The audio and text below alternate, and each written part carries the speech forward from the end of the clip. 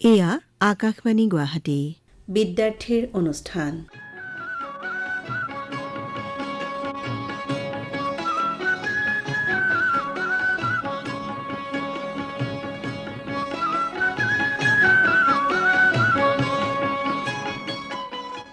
মৰমৰ ছাত্ৰ ছাত্ৰীসকল, তোমালোক আটাইকে প্ৰীতি আৰু শুভেচ্ছা জনাই আজিৰ অনুষ্ঠান মুকলি কৰিছোঁ।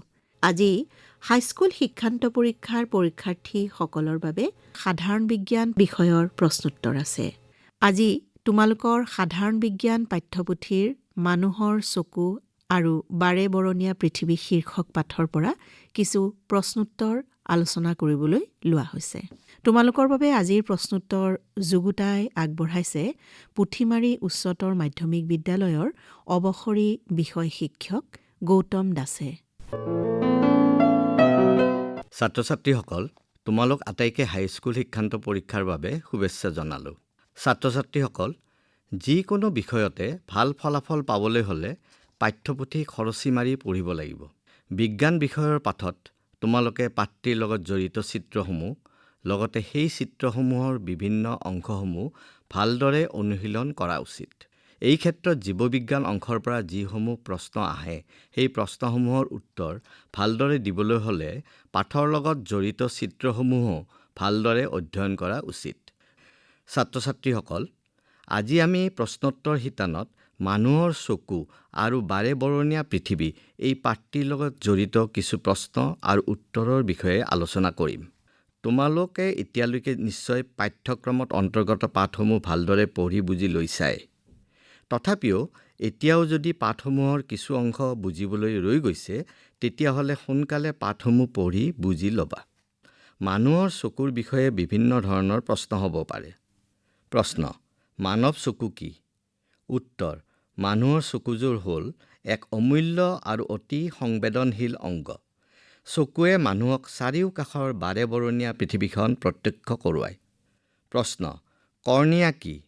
উত্তৰ: কৰ্ণিয়া হ'ল এখন পাতল পৰ্দা যাৰ মাজেৰে চকুত পোহৰ প্ৰৱেশ কৰে। প্ৰশ্ন: চকুৰ পতা বা নেত্ৰকপাট বা ইৰিছ কাক বোলে? উত্তৰ: কৰ্ণিয়াৰ পিছপিনে এখন ক'লা পেশীযুক্ত পৰ্দা থাকে।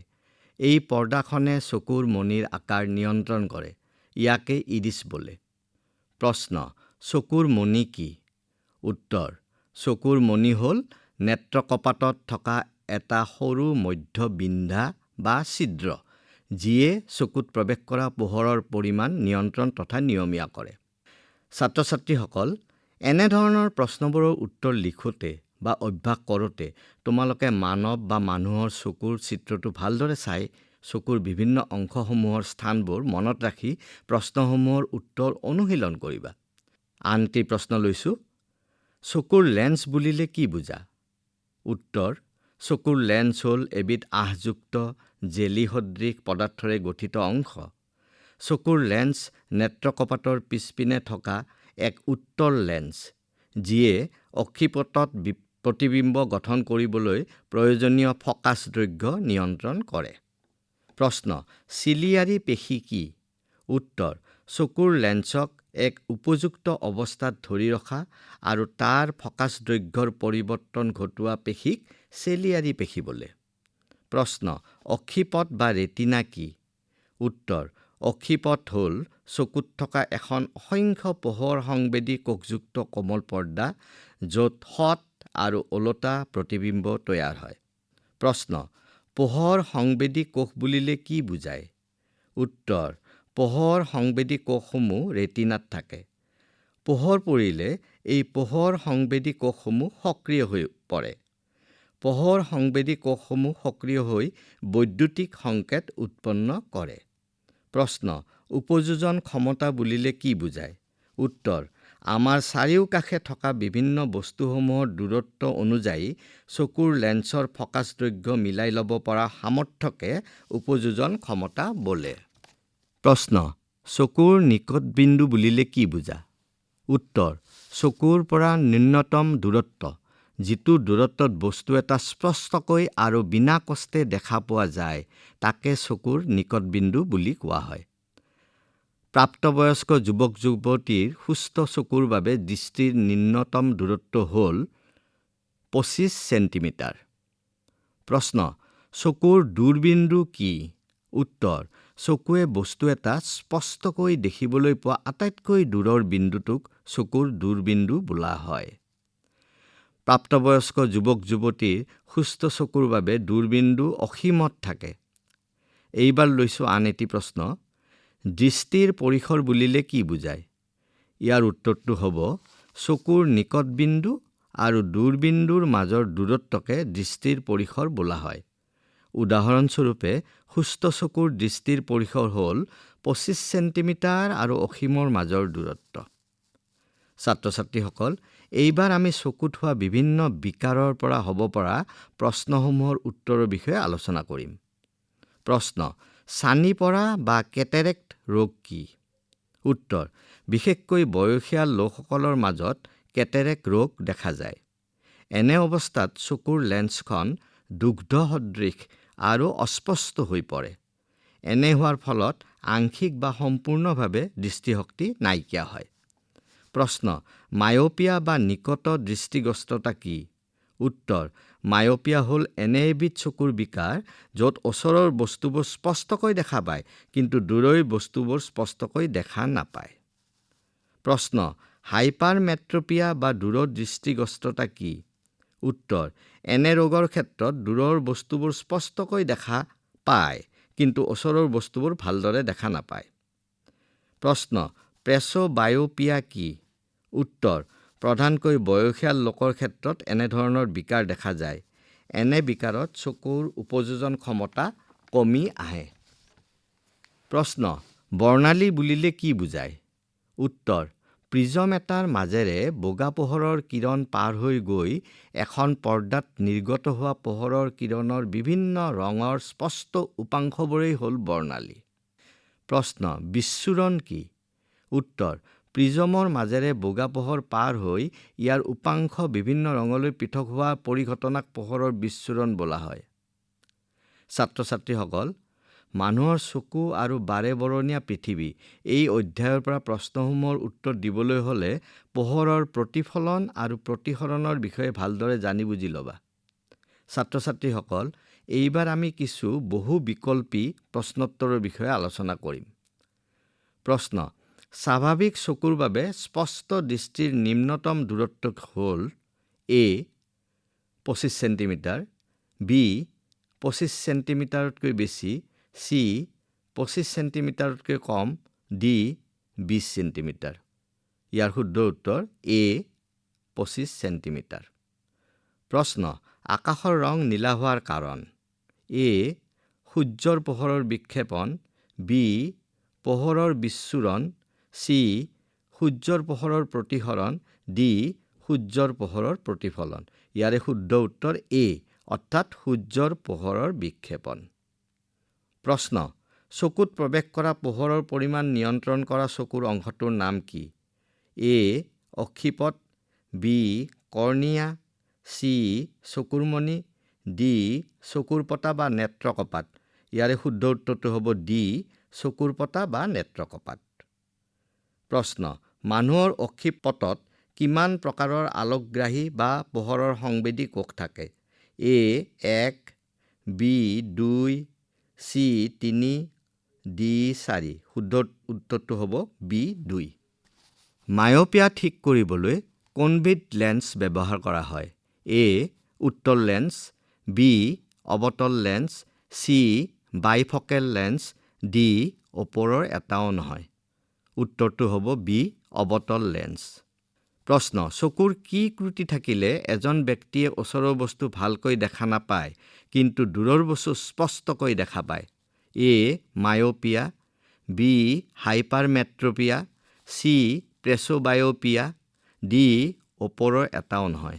উত্তৰটো হ'ব বি অৰ্থাৎ হাইপাৰমেট্ৰপিয়া। প্ৰশ্ন, প্ৰেছ'বায়োপিয়াৰ ক্ষেত্ৰত কোন প্ৰকাৰৰ লেন্স ব্যৱহাৰ কৰা হয়? এ অৱতল লেন্স, বি উত্তল lens, C bifocal lens, D ওপৰৰ এটাও নহয়। শুদ্ধ উত্তৰ হ'ব চি বাইফকেল লেন্স। প্ৰশ্ন, এখন বগা পৰ্দাত হোৱা 7টা ৰঙৰ পোহৰৰ মিশ্ৰণক আমি কি বুলি কওঁ? এ বিচ্ছুৰণ, বি ৰামধেনু, চি বৰ্ণালী, ডি ওপৰৰ এটাও নহয়। শুদ্ধ উত্তৰ চি বৰ্ণালী। ছাত্ৰ ছাত্ৰীসকল, এইবাৰ আমি কেইটামান বৰ্ণনাত্মক প্ৰশ্ন আলোচনা কৰিম। প্ৰশ্ন: টিণ্ডেল পৰিঘটনা বুলিলে কি বুজা? উত্তৰ: কলয়দীয় কণিকাৰ দ্বাৰা পোহৰৰ বিক্ষেপণ হোৱাৰ ফলস্বৰূপে পোহৰৰ গতিপথ দেখা পোৱাকে টিণ্ডেল পৰিঘটনা বুলি জনা যায়। উদাহৰণস্বৰূপে, ধোঁৱাৰে পৰিপূৰ্ণ এটা কোঠাত এটা সৰু ফুটাৰে সূৰ্যৰ ৰশ্মি আহিলে মুহূৰ্তৰ বাবে পোহৰৰ গতিপথ আমাৰ চকুত পৰে, অৰ্থাৎ ধোঁৱাৰ কণিকাবোৰে পোহৰৰ বিক্ষেপণ কৰে, ফলত পোহৰৰ গতিপথ আমি দেখোঁ। প্ৰশ্ন: ৰামধেনু কি? আকাশত কিদৰে ৰামধেনুৰ সৃষ্টি হয়? উত্তৰ: ৰামধেনু হ'ল আকাশত সূৰ্যৰ পোহৰৰ বিচ্ছুৰণ হৈ গঠন হোৱা এবিধ অতি মনোমোহা প্ৰাকৃতিক দৃশ্য। বৰষুণ হৈ থকাৰ সময়ত বা বৰষুণ হোৱাৰ পিছত বৃহৎ সংখ্যক ক্ষুদ্ৰ ক্ষুদ্ৰ পানীৰ টোপালবিলাক বায়ুত প্ৰলম্বিত অৱস্থাত থাকে। এই ক্ষুদ্ৰ ক্ষুদ্ৰ পানীৰ টোপালবিলাক একোটা সৰু সৰু প্ৰিজমৰ দৰে কাম কৰে। সূৰ্যৰ পোহৰত ৰশ্মি ক্ষুদ্ৰ ক্ষুদ্ৰ পানীৰ টোপালবোৰত আপতিত হৈ এই ৰশ্মিবোৰ প্ৰতিসৰিত আৰু বিচ্ছুৰিত হৈ 7টা ৰঙৰ উপাংশলৈ পৃথক হয়।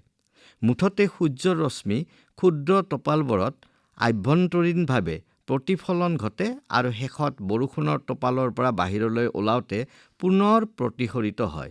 গতিকে ৰশ্মিৰ দ্বি-প্ৰতিসৰণ আৰু বিচ্ছুৰণ, অভ্যন্তৰীণ প্ৰতিফলন ইত্যাদিৰ ফলত ৰঙীন ৰামধেনুৰ সৃষ্টি হয়।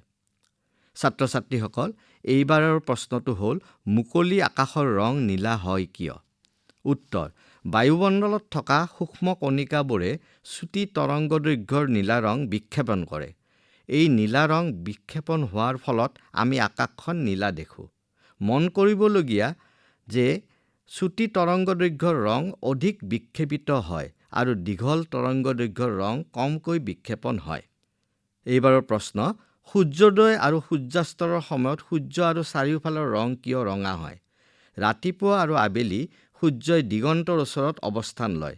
এনে অৱস্থাত সূৰ্যৰ পৰা অহা পোহৰে বায়ুমণ্ডলৰ মাজেৰে অধিক দূৰত্ব অতিক্ৰম কৰিব লাগে। এই যাত্ৰাকালতেই সূৰ্যৰ পোহৰৰ বেঙুনীয়া, ঘন নীলা, নীলা আদি ৰংবোৰ বিক্ষেপণৰ ফলত প্ৰায় শেষ হৈ যায়। আনহাতে বিক্ষেপণ খুব কমকৈ হোৱা বাবে সুমথিৰা, ৰঙা আদি ৰংবোৰে আমাৰ চকুত প্ৰৱেশ কৰে। মুঠতে চুটি তৰংগদৈৰ্ঘ্যৰ ৰংবোৰ আগতে বিক্ষেপিত হৈ আঁতৰি যায়। ৰঙা ৰঙৰ তৰংগদৈৰ্ঘ্য অধিক হোৱা হেতুকে ইয়াৰ আমি শেষত দেখা পাওঁ। সেয়েহে সূৰ্যোদয় আৰু সূৰ্যাস্তৰৰ সময়ত আমি আকাশখন ৰঙা দেখোঁ। তৰাৰ আপাত অৱস্থান কিয় স্থিতিশীল নহয়? এইবাৰৰ এইটো প্ৰশ্ন। উত্তৰ হ'ব: পৃথিৱীৰ বায়ুমণ্ডলৰ ভৌতিক অৱস্থা সুস্থিৰ নহয়। তৰাবোৰ পৃথিৱীৰ পৰা বহু দূৰৈত থাকে। গতিকে তৰাবোৰে দেখাত একোটা বিন্দু আকৃতিৰ পোহৰৰ উৎস যেন লাগে। বায়ুমণ্ডলৰ বিভিন্ন ঘনত্বৰ মাজেৰে পোহৰ আহি আমাৰ চকুত পৰোঁতে এই পোহৰ ৰশ্মি প্ৰতিসৰিত হৈ আহে। যিহেতুকে বায়ুমণ্ডলৰ স্তৰসমূহৰ ঘনত্বৰ পৰিৱৰ্তন হৈ থাকে, সেয়েহে পোহৰৰ গতিপথো পৰিৱৰ্তন হৈ থাকে। গতিকে তৰাৰ অৱস্থান সুস্থিৰ নহয়, ইফাল সিফাল হৈ থাকে। ছাত্ৰ ছাত্ৰীসকল, আমি আলোচনা কৰা মানুহৰ চকু আৰু বাৰবেৰণীয়া পৃথিৱী অধ্যায়ৰ পৰা কিছুসংখ্যক সাংখ্যিক সমস্যাও থাকে। এনেধৰণৰ প্ৰশ্নসমূহৰ উত্তৰ তোমালোকে অভ্যাস কৰিবা। ছাত্ৰ ছাত্ৰীসকল, আজিৰ পাঠ ইমানতে সামৰিলোঁ। তোমালোকক আগন্তুক পৰীক্ষাৰ বাবে শুভেচ্ছা জনালোঁ।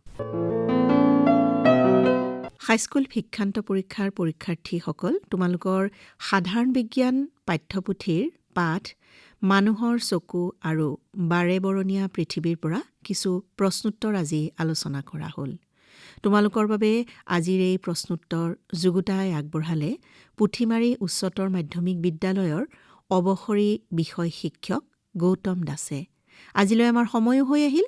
তোমালোকক পুনৰ প্ৰীতি আৰু শুভেচ্ছা জনাই আজিৰ অনুষ্ঠান ইমানতে সামৰিছোঁ।